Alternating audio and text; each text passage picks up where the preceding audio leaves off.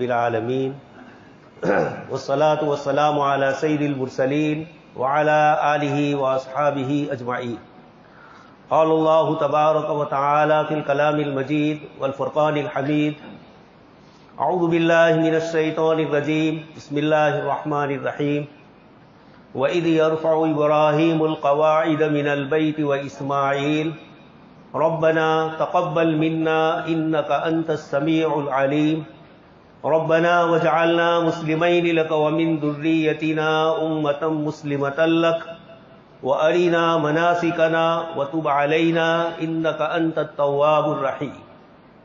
وقال النبي صلى الله عليه وسلم من بنى لله مسجدا بنى الله له بيتا في الجنة.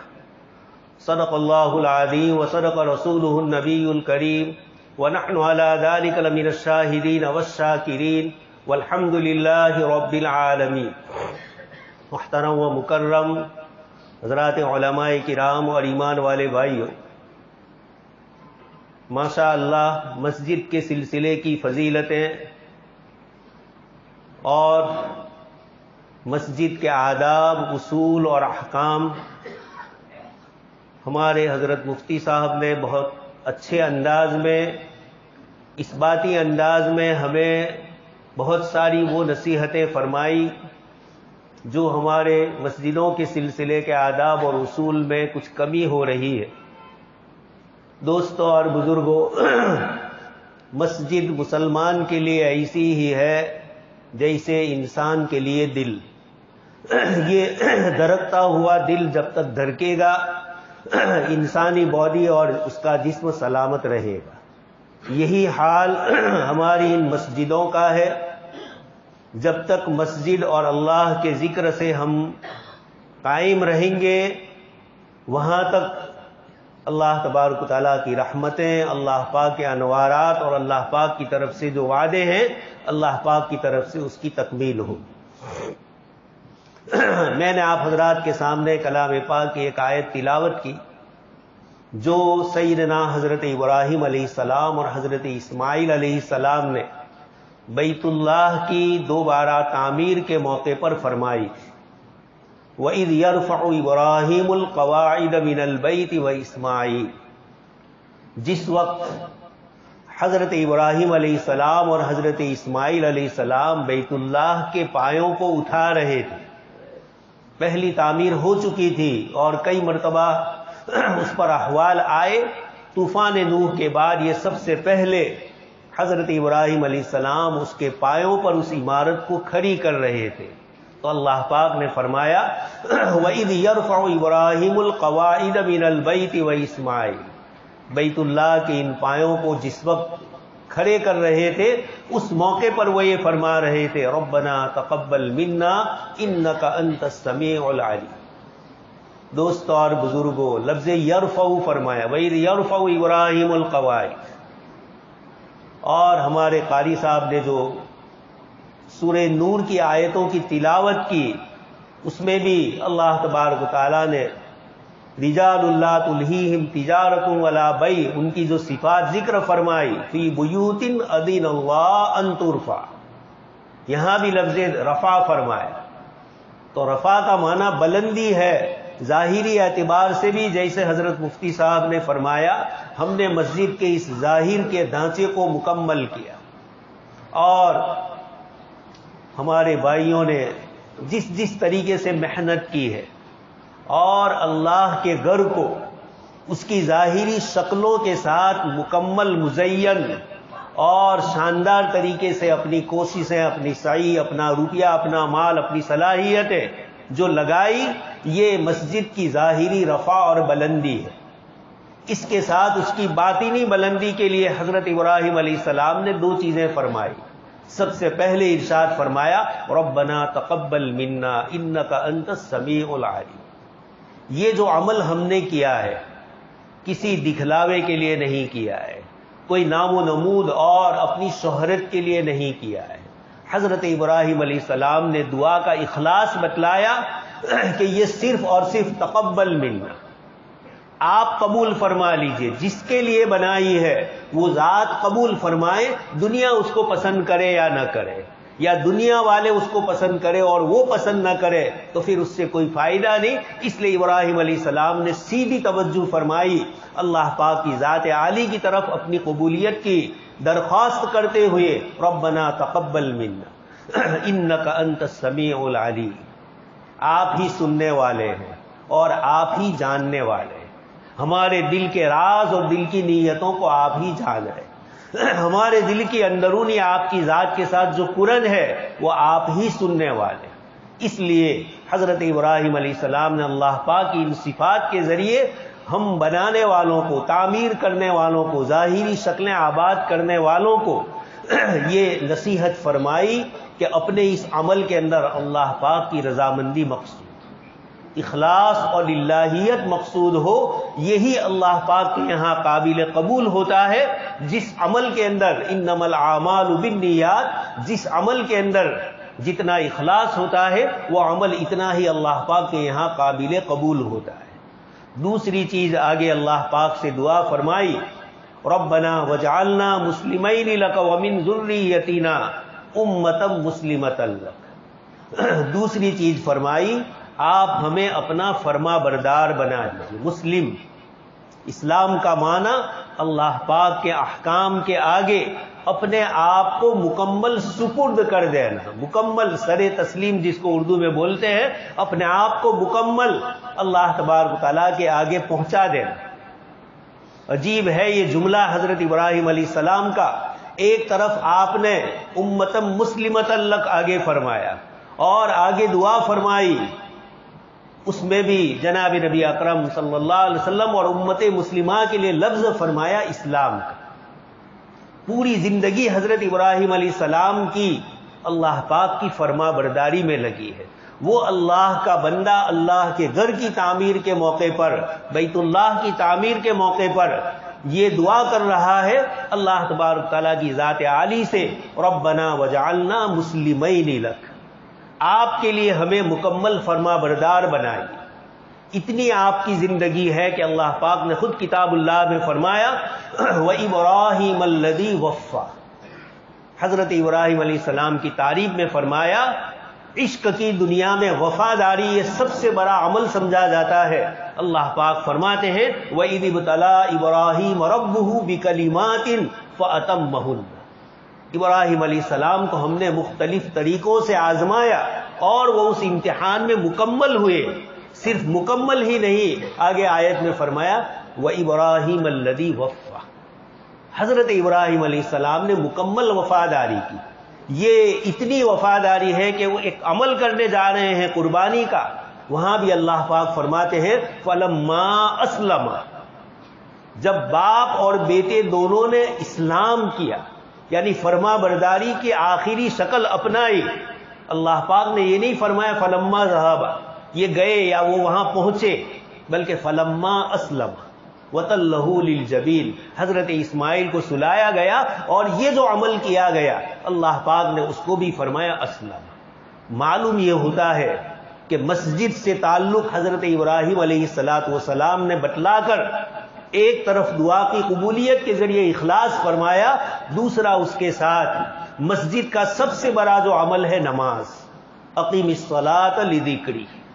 اللہ پاک فرماتے ہیں نماز قائم کرو میری یاد کے لیے، اور الا بذکر اللہ تطمئن القلوب، تمہارے دلوں کو اطمینان ہوگا اللہ کے ذکر سے. اس لیے اللہ تبارک و تعالیٰ نے یہ مسجدیں جو اللہ کے بقاء اللہ فی الارض، زمین میں اللہ پاک کے سب سے برکت والے مقام، اللہ پاک نے مسجدوں کو قرار دیا. مسجد کے ساتھ ایک مسلمان کی وابستگی صرف نماز کے لیے نہیں ہے. مسجد کو جناب نبی اکرم صلی اللہ علیہ وسلم نے تعلیم گاہ بنایا. کتاب و سنت کے مسائل بیان ہوتے تھے، تفسیر ہوتی تھی، احکامات بیان ہوتے تھے. اس کے ساتھ مسجد ایک سوشل عمل کا بھی مرکز تھا. سماجی زندگی کے مسائل آتے تھے، آپ صلی اللہ علیہ وسلم اس کو مسجد میں حل فرماتے تھے. مسجد ایک سیاست کا بھی مرکز تھا جس کو اسلامی سیاست کہا جاتا ہے، اور آپ صلی اللہ علیہ وسلم قضاء اور کورٹ اور فیصلے بھی اسی مسجد میں بیٹھ کر فرماتے. اس لیے مسجد ایک چھوٹی سی چیز نہیں ہے. مسلمان کا مسجد سے تعلق یہ ہمہ جہتی ہے. ہر اعتبار سے مسجد ہماری نمائندگی اور رہنمائی کرتی ہے. اس لیے اس مسجد کے بنانے کے بعد ہمیں اپنے آپ کو مسلمان باقی رکھنا ہے, فرما بردار باقی رکھنا ہے. اس لیے فرما برداری میں وہ کون سے اعمال ہیں, ان اعمال کو بھی ہمیں سمجھنا ہوگا.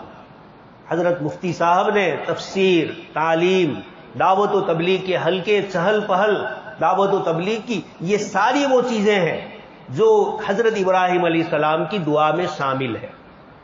حضرت ابراہیم علیہ السلام نے اس کے بعد دعا فرمائی, ربنا وابعث فیہم رسولا منہم یتلو علیہم آیاتہ ویزکیہم ویعلمہم الکتاب والحکمہ. کہیں تزکیہ کہیں تعلیم آگے پیچھے کیا. یہ حضرت ابراہیم علیہ السلام نے دعا میں بتلا دیا کہ تم مسجد کے ساتھ اور اسلام کی صفت کے ساتھ وابستہ ہوں گے تو یہ چاروں اعمال میں تم کو مسجد کے ساتھ اپنے آپ کو وابستہ کرنا ہوگا. تعلیم بھی, کتاب اللہ کی تلاوت بھی, تزکیہ, احسان, قلوب کی جو اندر کی بیماریاں ہوتی ہے. جناب نبی اکرم صلی اللہ علیہ وسلم نے ارشاد فرمایا, الا ان فی الجسد لمضغہ, سن لو دل کے اندر, جسم میں ایک چھوٹا سا ٹکڑا ہے, جب یہ درست ہوتا ہے تو پورا جسم درست ہوتا ہے, جب یہ بگڑتا ہے تو پورا جسم بگڑتا ہے. الا وہی القلب, اس قلب کی اصلاح کے لیے انبیاء کرام علیہ السلام تشریف لائے. خذ من اموالہم صدقۃ تطہرہم وتزکیہم بہا وصلی علیہم.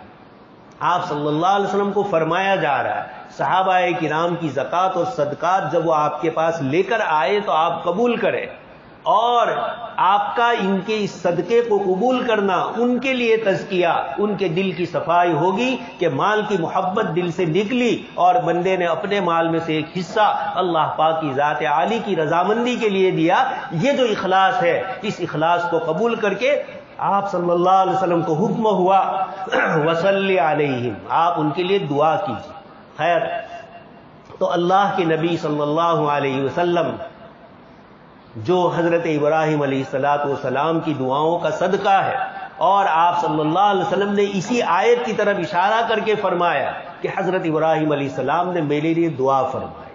تو دوستو اور بزرگوں, سب سے بڑی چیز اس دعا میں جو نکلتی ہے, جو ہمارے مولوی صاحب نے سب سے پہلے اجلاس شروع ہوتے ہوئے آیت پڑھی تھی, وَأَنَّ الْمَسَاجِدَ لِلَّهِ فَلَا تَدْعُوا مَعَ اللَّهِ أَحَدًا. یہ مسجدیں اللہ کے لیے ہے, اللہ کے ساتھ اس میں کسی کو کسی قسم کا شریک نہ کرو. مسجد میں تو غیر اللہ شریک نہیں ہوگا, لیکن ریاکاریاں, جس کو حدیث شریف میں شرک خفی, چھپا ہوا شرک کہا گیا, کسی کو دکھلاوے کے لیے, یا جو مقصد اللہ پاک کا نہیں ہے ان مقاصد کو نماز کے لیے استعمال کیا جائے, یہ شرک ہوتا ہے. یہ وَأَنَّ الْمَسَاجِدَ لِلَّهِ کے ذریعے بتلایا مسجد کی صفت. ایک مسلمان مسجد میں ایک اللہ پاک کی ذات عالی ہی کی کبریائی, برائی اور عظمت بیان کرتا ہے, وہاں کسی اور کی برائی نہیں ہوتی. ایک ہی صف میں کھڑے ہو گئے, محمود و یاد, نہ کوئی بندہ رہا نہ کوئی بندہ نواز. یہ اللہ پاک نے ایک صف میں کھڑا کر کے ہم کو بتلا دیا کہ یہاں مالداری اور غریبی, بڑا اور چھوٹا کوئی نہیں ہے. اللہ اکبر, اسی کی ذات بڑی ہے, اس کے علاوہ کوئی بڑا نہیں. اس کی بڑائی بتلاتے ہوئے دل میں تکبر آ جائے, کسی بڑے کے پاس ہم رہتے ہیں تو اس کی وجہ سے کبھی ہم میں تکبر آ جائے کہ کلکٹر صاحب سے تعلق ہے, فلاں صاحب سے تعلق ہے, تو حضرت مجدد الفسانی رحمۃ اللہ علیہ فرماتے ہیں اس تکبر کو دور کرنے کے لیے بار بار سبحان ربی العظیم اور سبحان ربی الاعلی نماز میں پڑھوایا جا رہا ہے کہ ہم عیب والے ہیں, اسی کی ذات بے عیب ہے. میں جتنا بھی بڑھوں گا, بڑھنے کے بعد ایک دن میں منہا خلقناکم وفیہا نعیدکم, دنیا سے جانا ہے, اس کی ذات ہی بلندی والی ہے. اس لیے اللہ اکبر کے ساتھ سبحان ربی العظیم اور سبحان ربی الاعلی کو رکھ کر ہمیں تواضع اور انکساری سکھلائی, اللہ پاک کی عظمت اور اس کی بزرگی بتلائی. سفیان ثوری رحمۃ اللہ علیہ بہت بڑے محدث ہیں. یہ ثور عربی زبان کا لفظ ہے, ثور کا معنی عربی میں بیل, برد کو کہتے ہیں. اتفاق سے ایک مرتبہ بایاں پیر مسجد میں بھول سے آپ رکھ رکھے ہیں اور مسجد میں داخل ہوتے ہیں، غیب سے آواز آتی ہے یا سو اے بیل۔ حضرت سفیان ثوری رحمۃ اللہ علیہ اس کے بعد سے اسی نام سے مشہور ہو گئے۔ اور بھی بہت ساری وجوہات ذکر کی ہے محدثین نے، لیکن یہ بھی ایک وجہ ہے۔ آج ہم مسجد میں آتے ہیں، مسجد کے دروازے میں داخل ہوتے ہیں، آتے ہوئے بھی دعا کا نہ اہتمام ہوتا ہے، نہ عظمت اور بلندی ہوتی ہے، جبکہ قاری صاحب نے جو رکوع پڑھا سورہ نور کا، نور علی نور، ایک تو مومن کا اپنا ایمانی نور ہے، اور ایک اس کے ساتھ اللہ تبارک و تعالیٰ کا ذکر والا، نماز والا نور اس کے ساتھ شامل ہوتا ہے، تلاوت والا نور۔ وَاتَّبَعُوا النُّورَ الَّذِي أُنزِلَ مَعَهُ، آپ صلی اللہ علیہ وسلم پر جو نور نازل ہوا، اللہ پاک نے فرمایا قرآن کریم کو نور۔ تو نور علی نور، ایک مومن کا نور اور ایک اس کے ساتھ اللہ پاک کی یہ عبادتوں کا نور، یہ دو نور جمع ہوتے ہیں کہاں پر؟ فی بیوت اذن اللہ ان ترفع، ایسے مکانات میں۔ ہمارے مفتی صاحب نے ایک حدیث شریف پڑھی اور رفع کا لفظ ذکر کر کے بتلا دیا کہ یہ اللہ کے گھر، بیوت اللہ، فی بیوت سے مراد یہاں مسجدیں ہیں۔ قرآن نے یہاں جو ذکر فرمایا فی بیوت اذن اللہ ان ترفع، اللہ پاک نے حکم دیا لیکن اذن فرمایا، اللہ پاک نے اجازت دی۔ یعنی ایک مومن سے اللہ تبارک و تعالیٰ کی اطاعت اور فرما برداری کا دعویٰ کرنے والا، اس کو حکم نہیں دیا جاتا ہے، اس کو تعبیر کیا جاتا ہے محبت بڑے انداز میں، فی بیوت اذن اللہ، اللہ پاک نے اجازت دی، اللہ پاک نے حکم کا لفظ نہیں فرمایا۔ یہ محبت کی دنیا میں جیسے رمضان کا مہینہ پورا ہوگا اور پوری مکمل اطاعت کے ساتھ بندہ عید کے دن بغیر اذان کے مسجد میں پہنچے گا۔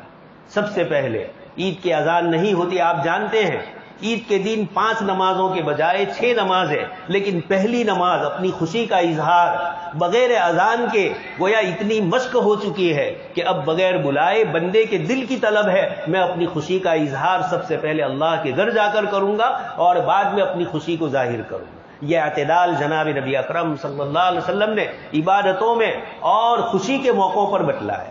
تو فی بیوت اذن اللہ، ایسے گھروں میں جس کا اللہ پاک نے حکم دیا ہے ان ترفع، جن کو آباد کیا جائے۔ ظاہری آبادی بھی ہے اور باطنی آبادی بھی آیت میں مراد ہے، اور آگے خود آیت میں فرمایا اللہ پاک کی تسبیح اور اللہ پاک کا ذکر کیا جائے، اور وہ اس میں اتنا مشغول ہو۔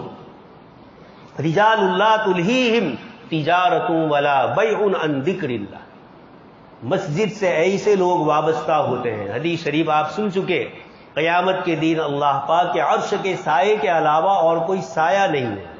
ایسے موقع پر 7 قسم کے انسانوں کو اللہ تبارک تعالیٰ کے عرش کے سائے میں جگہ ملے گی۔ رجل قلبہ معلق بالمسجد، وہ آدمی جس کا دل مسجد کے ساتھ وابستہ ہوتا ہے، جس کو بے چینی ہوتی ہے نماز کے وقت ہوتے ہی اور وہ اللہ کے گھر میں پہنچتا ہے۔ لا تلہیہم تجارت ولا بیع عن ذکر اللہ، چھوٹا کاروبار بڑا کاروبار ان کو کوئی روکتا نہیں ہے، اور وہ اللہ کے ذکر اور اللہ کی یاد میں مشغول ہوتے ہیں۔ یہ اللہ تبارک تعالیٰ نے فرمایا۔ آگے 2 بڑی عبادتیں نماز اور زکوٰۃ کا ذکر فرمایا، اور یخافون یوما تتقلب فیہ القلوب والابصار، آگے صفت بتلائی مسجد سے وابستہ لوگوں کی کہ یہ ایک اللہ سے ڈرتے ہیں۔ یخافون یوما تتقلب فیہ القلوب والابصار۔ دوستو اور بزرگوں، مسجد سے دوری، مسجد سے غیر حاضری، اس کی وجہ یہی ہے کہ آخرت اور قیامت کا تصور ہمارا دھندلا ہو گیا ہے، اس چیز کی طرف ہماری توجہ نہیں گئی۔ اللہ پاک اس لیے فرماتے ہیں اس آیت کریمہ میں کہ سب سے بڑی صفت ہے یخافون یوما، یہ خوف اور خشیت میں رہتے ہیں، یہ ڈرتے ہیں ایسے دن سے۔ اللہ پاک نے خود قرآن میں فرمایا وَلَا تَحْسَبَنَّ اللَّهَ غَافِلًا عَمَّا يَعْمَلُ الظَّالِمُونَ، ظالم لوگ جو عمل کرتے ہیں وہ اللہ پاک کو نعوذ باللہ غافل نہ سمجھے۔ یہ ایک مومن کا عقیدہ ہونا چاہیے کہ دنیا کی قومیں اور دنیا کے لوگ اور بڑی بڑی سپر پاور طاقتیں آپ کے ساتھ جو کچھ کر رہی ہے، وَلَا تَحْسَبَنَّ اللَّهَ غَافِلًا، اللہ تبارک تعالیٰ نے ان کو ڈھیل دی ہے۔ اللہ تبارک تعالیٰ ہر ذرے پر بلکہ ان کے ارادوں پر اور ان کی تمام چیزوں پر قادر ہے۔ اللہ تبارک تعالیٰ کی مشیت اور اس کی تقدیر کے ماتحت یہ ہو رہا ہے۔ تو اللہ پاک فرماتے ہیں ایمان والے کی صفت، مسجد والے کی صفت یخافون یومن، یہ جب کاروبار کرتا ہے تب بھی حرام کاروبار نہیں کروں گا، کسی کو ڈنڈی نہیں ماروں گا، کسی کے ساتھ غلط قسم کا معاملہ نہیں کروں گا، یخافون یومن، جب بھی کوئی موقع آتا ہے اس کو فوراً قیامت کا استحضار ہو جاتا ہے، اس کے تصور میں آتا ہے کہ دنیا میں جیسے حساب کتاب اور میزان ترازو قائم ہوتا ہے، وہاں وَنَضَعُ الْمَوَازِينَ الْقِسْطَ لِيَوْمِ الْقِيَامَةِ، وہاں ترازو قائم ہوگا تو یخافون یومن، اس دن سے وہ ڈرتے ہیں۔ دوستو اور بزرگوں، دنیا میں اس وقت آپ جانتے ہیں اچھے سے اچھے اور بہترین سے بہترین ان کے پاس اس طرح کے آلات موجود ہے جس سے گنہگار کو پکڑا جا سکتا ہے۔ گناہ کرنے سے پہلے بھی کیمرے اور ساری چیزیں لگی ہے، گناہ کرنے کے بعد بھی ان کے پاس سب کچھ ہے، لیکن شاید جتنا دنیا اس وقت مجرم اور گنہگار ہے اتنی اس سے پہلے کبھی نہیں۔ سارے کیوں؟ اس لیے کہ انسانوں نے سمجھا گناہ کیمرے سے ہو، کیمرے کا خوف ہوتا ہے، وہاں گناہ نہیں کیے جاتے۔ امریکہ میں بجلی چلی گئی تھوڑی دیر کے لیے تو لاس اینجلس کا پورا مول، پورے سارے کے سارے مول، ان کے اندر سے لوگ ادھر سے ادھر چوری کرنے لگے۔ ایسا ملک جو اپنے آپ کو دنیا میں سب سے زیادہ مہذب کہہ رہا ہے، لیکن وہاں چوریاں ہوئی۔ کیوں ہوئی؟ انسان نے یہ سمجھا کہ یہی ہمیں دیکھ رہا ہے، اور مسلمان کو بتلایا وَبِالْآخِرَةِ هُمْ يُوقِنُونَ۔ مومن وہ ہوتا ہے جو آخرت پر یقین کرتا ہے، وہ جانتا ہے دنیا کے کیمرے دیکھے یا نہ دیکھے، علام الغیوب عالم الغیب والشہادہ ہر وقت میرے اوپر نظر کیے ہوئے، اس لیے یخافون یومن۔ ایک صفت تو مومن کی اللہ پاک نے بتلائی، وہ اس دن سے ڈرتے ہیں جس دن تتقلب فیہ القلوب والابصار، جس دن ہمارے دل اور ہماری آنکھیں پتھرا جائے گی، اس دن وہ اللہ سے ڈرتا ہے۔ یہ ایک صفت بتلائی۔ دوسری صفت، حضرت مفتی صاحب نے جو آیت پڑھی اس میں اللہ پاک نے فرمایا انما یعمر مساجد اللہ من آمن باللہ والیوم الآخر، مسجدیں وہ آباد کرتے ہیں، وہ قائم کرتے ہیں، اس کی ظاہری باطنی تعمیر وہ لوگ کرتے ہیں۔ انما یعمر مساجد اللہ من آمن باللہ، جو اللہ تبارک و تعالیٰ پر ایمان لاتے ہیں۔ اسی لیے حضرت عبداللہ ابن مسعود رضی اللہ تعالیٰ عنہ کی ایک روایت ہے کہ جب تم دیکھو کسی آدمی کو کہ وہ مسجد میں پابندی سے حاضر ہوتا ہے، یتعاہد المسجد، وہ مسجد میں پابندی سے آتا ہے، تو فاشہدوا لہ بالایمان، اس کے ایمان کی گواہی دو، اس لیے کہ اللہ پاک نے فرمایا انما یعمر مساجد اللہ، اللہ کی مسجدیں وہ قائم کرتے ہیں جو اللہ پر ایمان رکھتے ہیں۔ من آمن باللہ والیوم الآخر، ایمان باللہ میں آپ صلی اللہ علیہ وسلم پر ایمان بھی آ گیا، اور آخرت، یہ تین بنیادی عقیدے ہیں، توحید، رسالت اور آخرت، اس کو ذکر کر کے فرمایا من آمن باللہ والیوم الآخر واقام الصلاۃ وآت الزکاۃ، نماز قائم کرتے ہیں اور زکوٰۃ دیتے ہیں، ولم یخش الا اللہ، اللہ پاک یہ صفت فرماتے ہیں جو مسجد آباد کرنے والے ہوتے ہیں وہ اللہ کے علاوہ کسی سے ڈرتے نہیں۔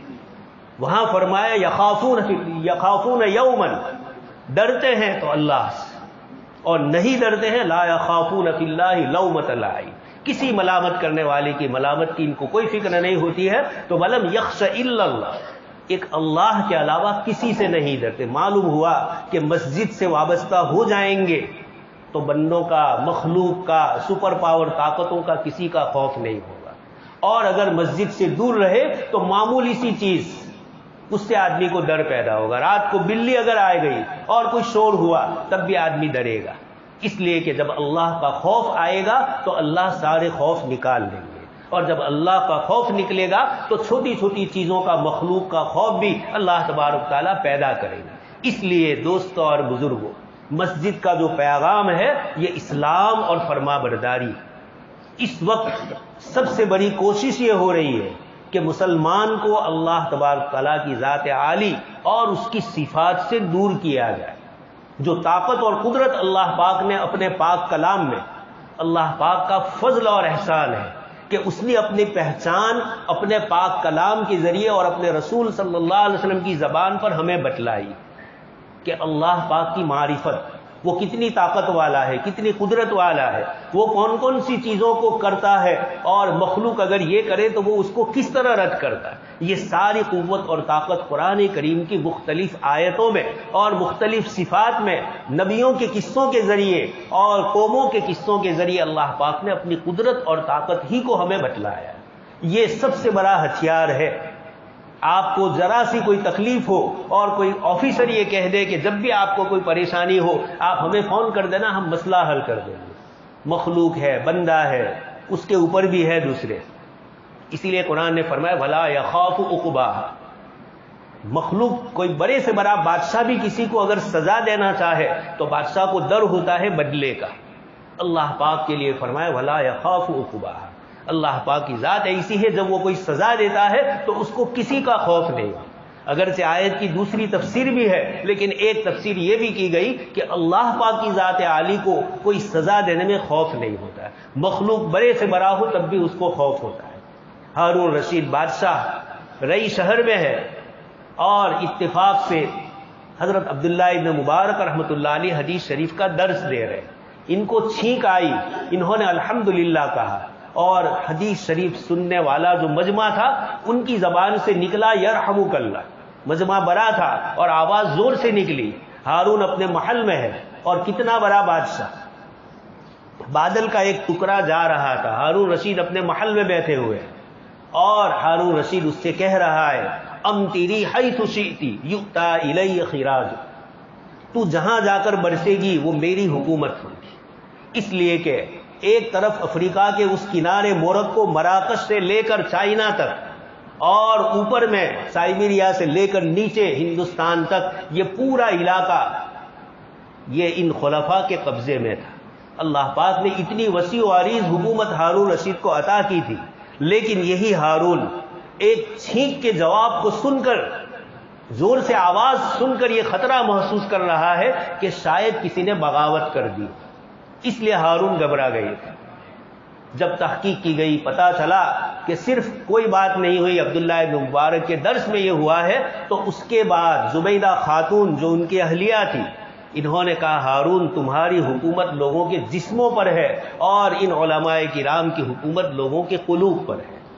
یہ کون سی حکومت ہوئی جسم والی؟ اس طریقے سے ہارون رشید کو انہوں نے، جبکہ وہ خود نیک اور صالح بادشاہ تھے۔ تو خیر بتلانا یہ ہے کہ مخلوق کی طاقت کچھ نہیں ہے اور اللہ ہی کی طاقت سب کچھ ہے۔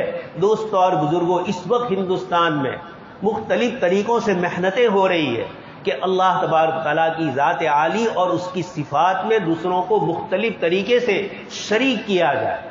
اس کے لیے مختلف آئیڈیالوجی، مختلف تھیوریاں پیش کی جاتی ہے کہ ایک ذات ہے لیکن نام الگ الگ ہے، چاہے اس کو ایشور کر کے پکارو، چاہے اس کو خدا کہہ کے پکارو، چاہے یزدا کہو، چاہے فنا کہو، یہ چیز نہیں ہے۔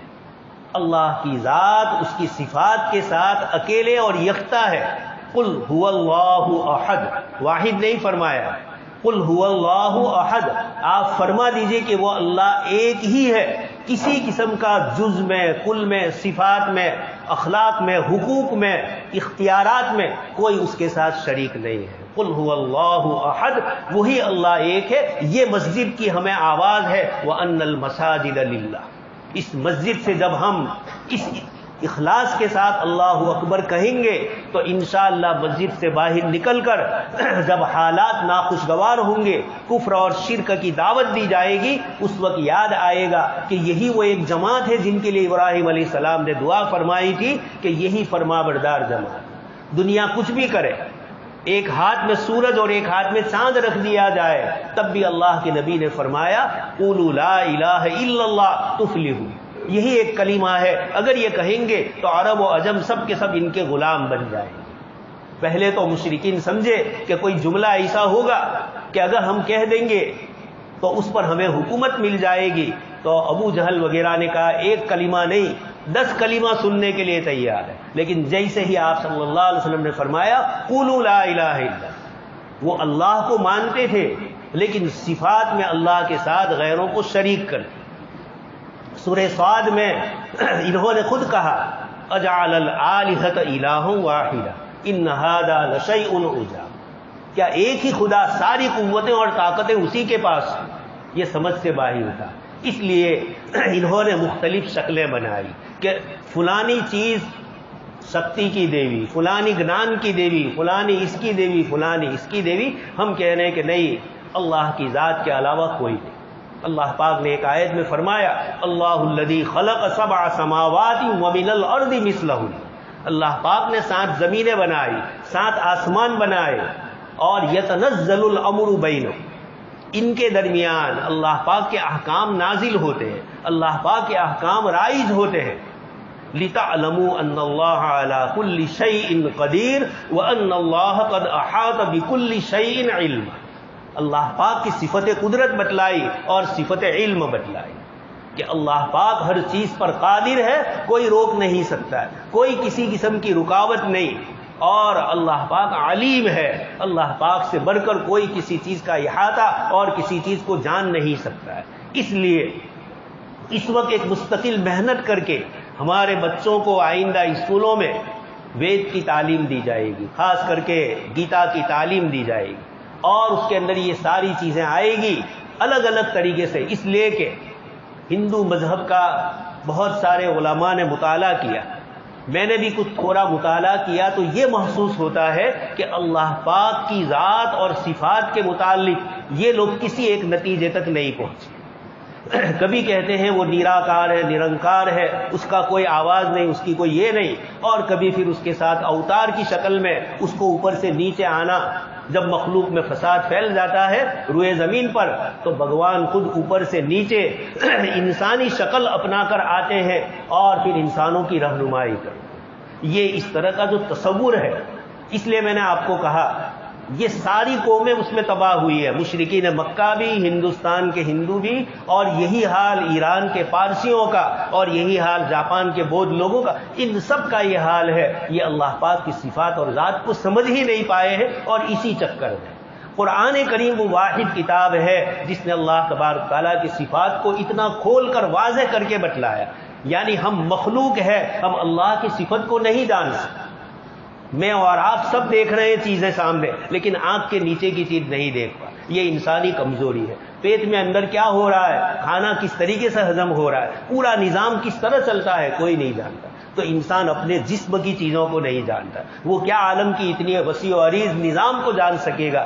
اس لیے اللہ پاک نے اپنی صفات اس طریقے سے قرآن اور حدیث میں ذکر فرمائی اور صاف واضح کر کے بتلا دیا کہ کائنات میں وہی ایک خدا ہے، اس کے علاوہ کوئی نہیں ہے. یہ اس وقت ہمیں اپنی نئی نسل کو جو اسکول اور کالج میں جائے گی اور جن کو مختلف طریقوں سے سمجھایا جائے گا، مختلف فلمیں نئی نئی نکالی جا رہی ہے، ایشور اللہ ایک، اور پھر اس کے اندر ایسے ایسے واقعات ذکر کیے جا رہے ہیں کہ جس سے ہماری نئی نسل یہ سمجھے کہ چاہے خدا کہے، چاہے ایشور کہے، چاہے یہ مان لے، چاہے وہ مان لے، کسی جگہ پر چلے گئے.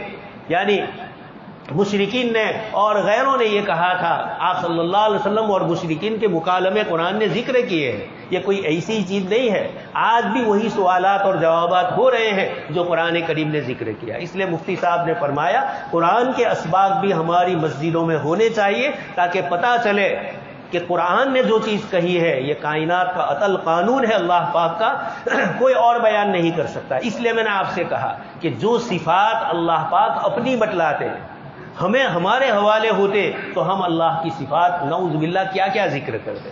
اس لیے لیس کمثلہ شیء کر کے ہمیں کہہ دیا کہ تم کچھ نہیں جان سکتے. اس لیے مسجد نے ہمیں یہ سبق دیا ہے کہ اللہ پاک کی پہچان خود کرے اور اپنی نئی نسل کو وَأَنَّ الْمَسَاجِدَ لِلَّهِ فَلَا تَدْعُوا مَعَ اللَّهِ أَحَدًا، اللہ کے ساتھ کسی کو شریک نہیں کریں گے، نہ ذات میں، نہ صفات میں، نہ حقوق میں. سارے حقوق اس کے پاس ہے اور کسی کے پاس نہیں ہے. یہی مسجد کا ہمیں سب سے بڑا سبق ہے. اللہ تبارک و تعالی آپ تمام حضرات کی اس محنت کو قبول فرمائے، اور مسجد کو اللہ پاک ظاہری جس طرح آبادی ہے اللہ پاک اس کی باطنی بھی آبادی فرمائے. اور اللہ تبارک تعالیٰ اس مسجد کو جناب نبی اکرم صلی اللہ علیہ وسلم کی مسجد نبوی اور اول بیت وضع للناس، بیت اللہ کے ساتھ اللہ پاک یہ سب بیت اللہ کی نسبت والے ہیں. ہم اپنا روح کریں گے بیت اللہ کی طرف، تو پوری دنیا بھر کے مسلمان بیت اللہ سے روزانہ جڑے ہوئے ہیں. 24 گھنٹے میں مسلسل جہاں بھی جو نماز پڑھے گا بیت اللہ کی طرف اس کی سمت ہوگی. یہ کعبہ کی طرف نسبت کر کے ہم سب کو امۃ واحدہ بنایا. اللہ تبارک و تعالی ہمارے دلوں کو بھی اس طریقے سے آپس میں جوڑ دے جیسے اللہ پاک نے ہمیں ایک قبلہ اور ایک بیت اللہ سے جوڑا ہے. اور اللہ تبارک و تعالی اس مسجد میں وہ تمام سرگرمیاں انجام دینے کی توفیق عطا فرمائے جو جناب نبی اکرم صلی اللہ علیہ وسلم اور صحابہ کرام نے اپنائی. اللہ تبارک تعالی جن جن لوگوں نے جس طریقے سے کام کیا ہے اللہ پاک ان کو ان کے اعمال کے مطابق اور ان کے اخلاص کے مطابق ثواب عطا فرمائے. حضرت عمر رضی اللہ تعالیٰ عنہ مدائن فتح ہو رہا ہے. کسرا ایرانین امپائر کا جو سب سے بڑا صدر مقام تھا یہ مسلمانوں کے قبضے میں آ رہا ہے. حضرت عمر بے چین اور بے قرار ہے. مدینہ منورہ سے باہر روزانہ نکل رہے ہیں, تلاش کر رہے ہیں کہ کیا حالات ہے. ایک فتح کی خوشخبری لے کر آپ کا خادم آیا. اس نے آپ کے سامنے بیان کیا جنگ میں ایسا ہوا, فلاں نے یہ کارنامہ انجام دیا, فلاں نے یہ دیا. جو صحابہ کرام تھے ان سب کے نام لیے. حضرت عمر سنتے رہے. اس کے بعد فرمایا کچھ نام تجھے معلوم, کچھ نام مجھے معلوم ہے, اور کچھ نام ایسے ہیں جو مجھے اور تجھے اور کسی کو معلوم نہیں ہے, ایک اللہ ہی کو معلوم ہے. اس لیے اللہ پاک ہی جانتے ہیں کس کو کیا ثواب دینا ہے, کس کے عمل کو کس طرح قبول کرنا ہے. اللہ تبارک تعالی ہم سب کے بھی عمل کو قبول فرمائے اور مسجد سے اللہ پاک ہمیں وابستہ رکھے. آمین. وآخر دعوانا ان الحمد للہ.